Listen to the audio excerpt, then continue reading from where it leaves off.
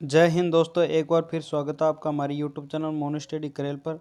तो आज हम बात कर रहे हैं कक्षा 9वीं और कक्षा 9वीं की जो सामाजिक विज्ञान की एग्ज़ाम है उसका पेपर डिस्कस कर रहे हैं। और इसी पेपर में से आपको एग्ज़ाम में क्वेश्चन देखने को मिलेंगे जो कि आपको फ़ायदेमंद रहेगा, क्योंकि आपको यहाँ से क्वेश्चन देखने को मिल जाएगा तो आप आसानी से एग्ज़ाम में कर पाएंगे। तो पूर्णांक हो गया 100 नंबर और समय 3.25 घंटे। निर्देश दे रखे हैं यहाँ पर, सभी प्रश्न हल करना अनिवार्य है। विद्यार्थी अपने नामांक प्रश्न पत्र अनिवार्य लिखे प्रश्न पत्र पर, और जिस प्रश्न से एक से अधिक भाग हैं उन सभी भागों का उत्तर एक साथ ही लिखे, भिन्न भिन्न दो स्थानों पर नहीं लिखे। प्रत्येक का उत्तर दी गई उत्तर पुस्तिका में ही लिखे। प्रत्येक प्रश्न के अंक प्रश्न के सामने अंकित हैं। तो करते हैं वीडियो को स्टार्ट और प्रश्नों को हम देख लेते हैं जो कि आपके लिए बहुत ही कारगर साबित होंगे एग्ज़ाम में, और सीधे यहाँ से प्रश्न उठ के आपको वहाँ पर देखने को मिल जाएंगे। तो वस्तुनिष्ठ प्रश्न है। वस्तुनिष्ठ प्रश्न में पहला क्वेश्चन है, इनमें से कौन सा मध्य स्थायी पूंजी में सम्मिलित नहीं है। तो मध्य स्थायी पूंजी में सम्मिलित नहीं है तो उसका उत्तर हो जाएगा ब श्रम और लेबर यानी कि श्रम। आगे बात करें दूसरा क्वेश्चन, नगरीय क्षेत्र में अधिकतम बेरोजगारी का प्रकार पाया जाता है। तो नगरीय क्षेत्रों में अधिकतम बेरोजगारी का प्रकार पाया जाता है, वह पाया जाता है शिक्षित बेरोजगारी। कौन सी पाई जाती है? शिक्षित बेरोजगारी। शिक्षित बेरोजगारी पाई जाती है। आगे हम बात करें, अंत्योदय अन्न योजना के अंतर्गत लक्षित समूह को कितना अनाज दिया जाता है? 20 किलो, 25 किलो, 30 किलो, 35 किलो। तो इसका उत्तर हो जाएगा हमारा 35 किलो। इसका सही उत्तर हो जाएगा। तो कितना अनाज दिया जाता है? तो इसका दिया जाता है 35 किलो। आगे हम बात करें, ग्रीष्म अवकाश में आप यदि कवरत्ती जाना चाहते हैं तो किस केंद्र शासित क्षेत्र में जाएंगे? यानी कि अगर आप ग्रीष्म अवकाश में यदि आप कवरत्ती जाना चाहते हो, कवरत्ती एक घूमने की जगह है ग्रीष्म अवकाश में, यानी कि वहाँ पर ठंड होती है। तो यह इस प्रश्न का सीधा सा वो है कि कवरत्ती किस केंद्र शासित प्रदेश में है। तो कवरत्ती लक्षद्वीप में है और लक्षद्वीप की राजधानी है कवरत्ती। तो इसका उत्तर हो जाएगा लक्षद्वीप। आगे हम बात करें, निम्न में से कौन सी भारत में शीत ऋतु की विशेषता है? तो शीत ऋतु की विशेषता कौन सी है? तो गर्म दिन एवं गर्म रातें, गर्म दिन एवं ठंडी रातें, ठंडे दिन एवं ठंडी रातें, ठंडा दिन एवं गर्म रातें। तो गर्म दिन एवं ठंडी रातें, इसका उत्तर हो जाएगा ब। आगे हम बात करें, निम्न में से कौन सी नदी प्रायद्वीपीय भारत की सबसे बड़ी नदी है? तो इसका उत्तर हो जाएगा गोदावरी ब। नर्मदा नहीं होगा इसका उत्तर, कृष्णा नहीं होगा, महानदी नहीं होगा, इसका उत्तर हो जाएगा गोदावरी व सही उत्तर। आगे 7वां क्वेश्चन है, लोगों के लिए लोगों के द्वारा यह कथन किसका है? तो यह कथन है अब्राहम लिंकन का। किसका है? अब्राहम लिंकन का। आगे हम बात में से मीठे पानी की झील नहीं है। डल झील, नैनीताल, लोकताल, सांभर। तो इसका उत्तर हो जाएगा हमारा सांभर झील। यह खारे पानी की झील है, तो ये मीठे पानी की झील नहीं है। बाकी ये सारी झील है वो मीठे पानी की झील है, डल, नैनीताल, लोकताल। आगे हम बात करें, इनमें से संसद का अंग नहीं है। तो संसद का अंग कौन सा नहीं है? लोकसभा, विधानसभा, राज्यसभा, राष्ट्रपति। तो इसका सही उत्तर होगा विधानसभा। विधानसभा संसद का अंग नहीं है, लोकसभा संसद का अंग है, राज्यसभा भी और राष्ट्रपति भी। भारतीय संविधान को मूल प्रस्तावना में निम्नलिखित में से कौन सा शब्द शामिल नहीं था? तो संपूर्ण प्रभुत्व संपन्न, लोकतंत्रात्मक, गणराज्य। तो इसका सही उत्तर होगा समाजवादी। यह शामिल नहीं था। तो यह शामिल था पहले से, यह भी था, यह भी था, यह नहीं था। तो इसका उत्तर यही हो जाएगा।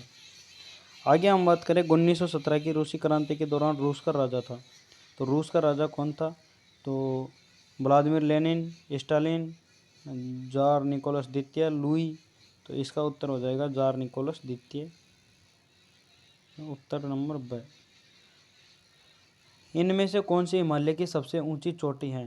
तो Kanchenjunga, mount Everest, Makalu, Annai muddy. तो इसका सही उत्तर हो जाएगा माउंट एवरेस्ट।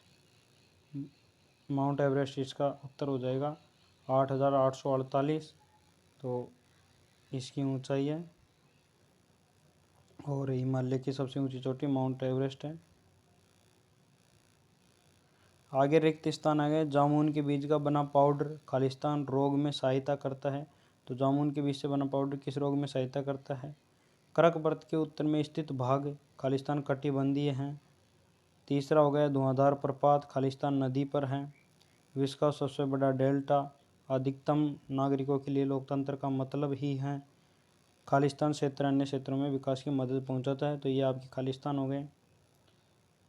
आगे बात करें पालमपुर गांव में गैर कृषि क्रियाएं कौन कौन सी हैं? तो गैर कृषि क्रियाएं कौन कौन सी हैं आपको ये बताना है। तो हो जाएगा डेयरी वगैरह आ रही है, दूध से जो भी। आगे हम बात करें दूसरा, प्रायद्वीपीय क्षेत्र की नदियों की 2 विशेषताएं बताए। तो नदियों की विशेषताएं बतानी है प्रायद्वीपीय। भारतीय मानक यमोत्तर किसे माना गया है? तो भारतीय मानक यमोत्तर किसे माना गया है? तो वह माना गया 82.5 डिग्री। आगे बात करें अरब सागरीय मानसून शाखा में सर्वाधिक वर्षा किस भाग में होती है? तो अरब सागर में मानसून शाखा में सर्वाधिक वर्षा किस भाग में होती है? इसका जवाब देना है। कोरियोलिस बल किसे कहते हैं?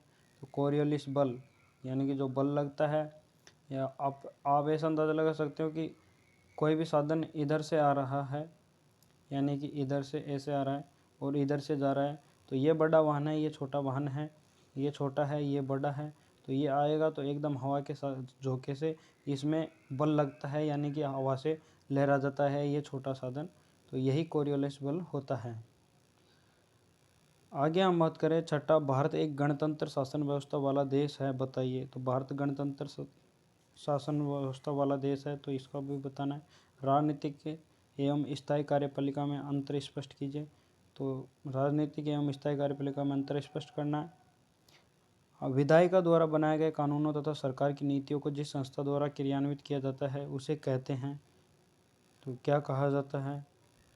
भारतीय संविधान कैसे नागरिकों को अपने मौलिक अधिकारों की सुरक्षा प्रदान करता है? ये हो गया। आपका एक मित्र जो स्कूल समय के बाद सीमेंट का कारखाना काम करता है, इससे कौन से मौलिक अधिकार का उल्लंघन हो रहा है? तो कौन से मौलिक अधिकार का उल्लंघन हो रहा है इसमें ये बताना है। रेडिकल विचारधारा की 2 विशेषताएं बताइए। रेडिकल विचारधारा, नूरेमबर्ग कानून के तहत अवांछित नागरिकों के तहत रहने का हक नहीं था, व्याख्या कीजिए। राजस्थान में राय का समुदाय के बारे में आप क्या समझते हैं? राय का समुदाय के बारे में बताना है। लघुतरात्मक प्रश्न हो गए। वस्तु एवं सेवाओं का उत्पादन करने हेतु आवश्यक साधनों का उल्लेख कीजिए। तो वस्तु एवं सेवाओं के उत्पादन करने हेतु आवश्यक साधनों का उल्लेख कीजिए। तो ये बड़े क्वेश्चन हैं, आप पासों में से देख के इसके हल कर सकते हो। आपके विचारों से भारत किस क्षेत्र में रोजगार के सर्वाधिक अवसर सृजित करता है? तो भारत किस क्षेत्र में रोजगार के सर्वाधिक अवसर सृजित करता है? मनुष्य के लिए वनों का आवश्यकता के कारण बताइए। वर्साई की संधि की 4 प्रमुख शर्तों का वर्णन कीजिए।